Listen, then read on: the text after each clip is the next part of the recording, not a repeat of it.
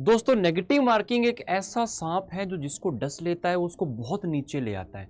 जब भी आप लोगों को एग्जाम्स के अंदर नेगेटिव मार्किंग मिलती है तो वहां पे आपको बड़ा ध्यान से समझना होता है। नमस्कार, मेरा नाम है अमित शर्मा और मैं आपको बताने वाला हूं कि नेगेटिव मार्किंग से कैसे बचना है और इसके क्या क्या आप लोगों को खतरनाक वाले नुकसान हो सकते हैं। चलेगा, स्टार्ट करते हैं फटाफट से इस इंफॉर्मेशन को।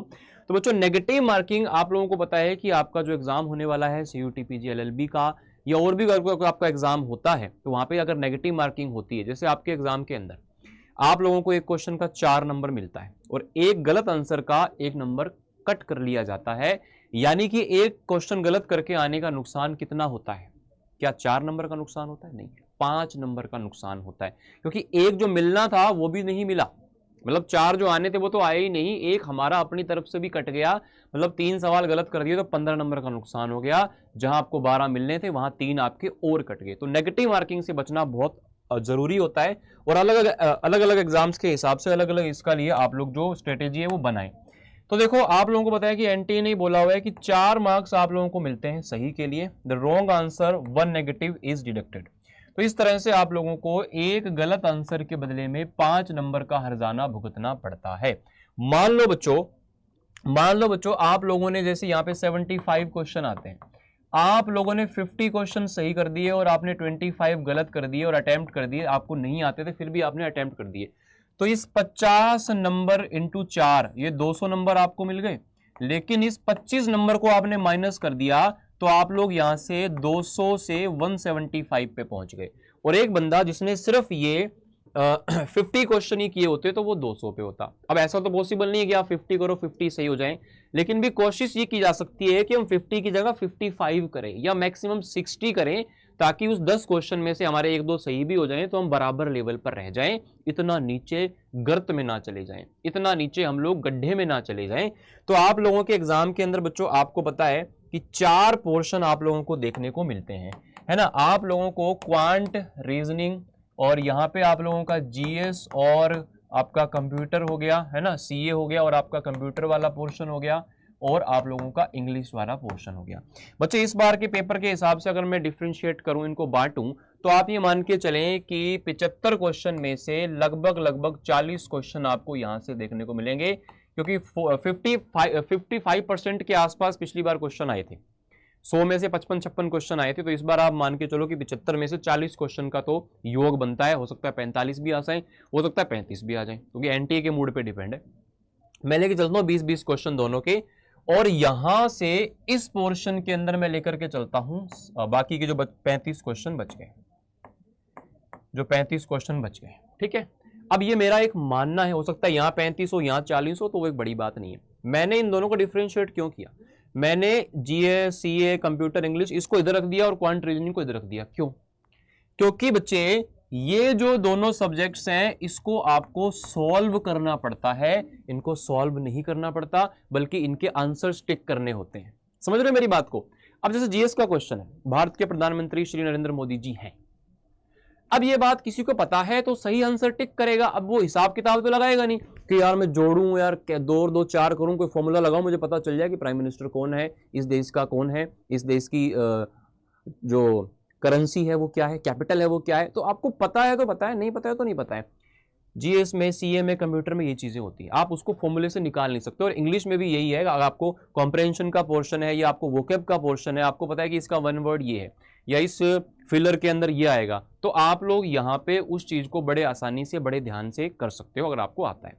तो आपको अगर टोटल 105 मिनट का टाइम मिलता है तो मैं ये मानता हूं कि इन 35 क्वेश्चन के लिए 35 मिनट का टाइम मोर देन सफिशिएंट है या नहीं? 35 क्वेश्चन 1 मिनट में एक क्वेश्चन हो जाएगा ना। जीएस का क्वेश्चन तो भाई 2 सेकंड में टिक कर दोगे, आता है तो हो गया। मैं तो 1 मिनट दे रहा हूं हर क्वेश्चन के लिए। इंग्लिश में भी 1 मिनट आपको दे रहा हूं। तो 105 में से 35 गया तो आपके पास 70 मिनट का टाइम होता है बच्चे। पहले आप इस पोर्शन को अटेम्प्ट कर लीजिएगा, उसके पास आपके पास टाइम बचेगा, उसको आप क्वांट रीजनिंग में दीजिएगा। और क्वांट रीजनिंग में आपको ऐसा नहीं करना है कि आपको सारे क्वेश्चन सॉल्व करने की कोशिश करनी है, नहीं। जो आपको आ रहा है पहले उस क्वेश्चन को करें। पहला क्वेश्चन देखा, आता है कर दिया, दूसरा आता है कर दिया, तीसरा नहीं आता, चौथा नहीं आता, पांचवा नहीं आता, छोड़ दो ना, एक बार क्वेश्चन पढ़ो, टाइम वेस्ट मत करो, ठीक है। उसके बाद आपने मान लो 40 में से 20 से 25 क्वेश्चन क्वांट रीजनिंग में अटेम्प्ट कर लिए, देख लिए।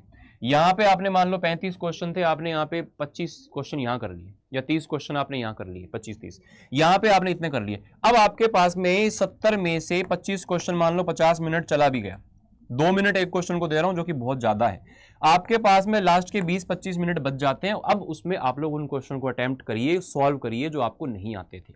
जीएस, कंप्यूटर, इंग्लिश में इनमें तुक्के मत मारिए, तुक्के से आप बहुत नीचे आ जाते हैं।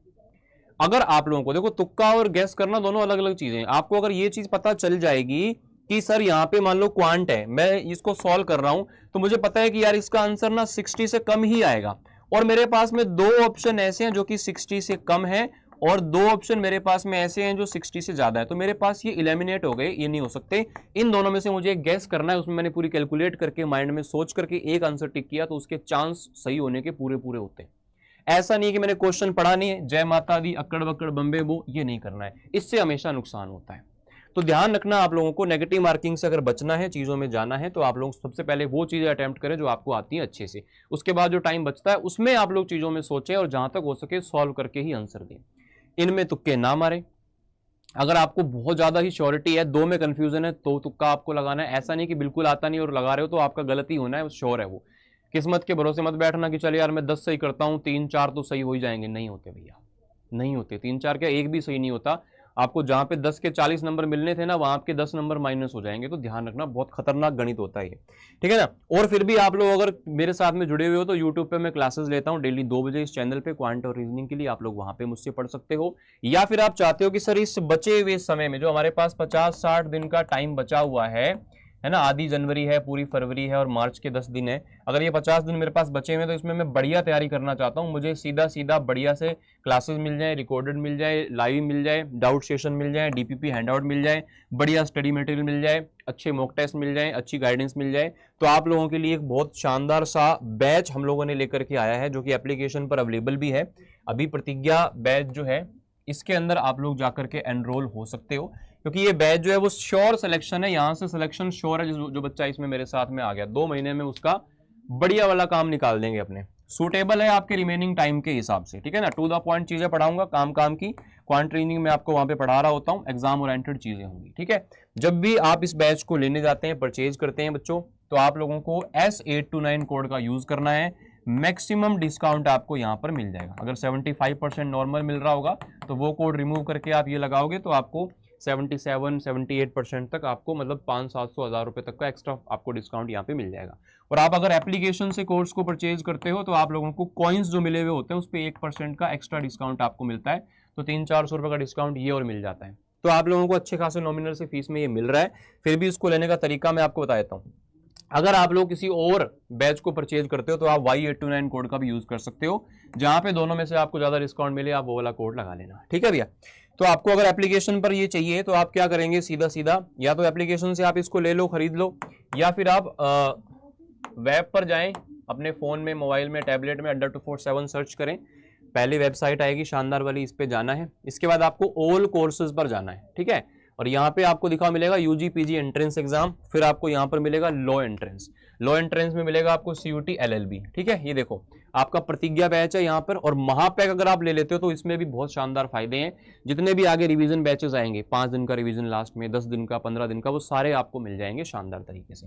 जैसे ये प्रतिज्ञा है, इसको आप लेंगे तो बाय नाउ पे जाओगे, 6500 रुपए का बैच है। मैंने 75% कोड को हटाया और यहाँ पे लगाया मैंने 77% वाला कोड, जो कि आप लोगों को मैंने यहाँ पे बताया है S829, ठीक है ना।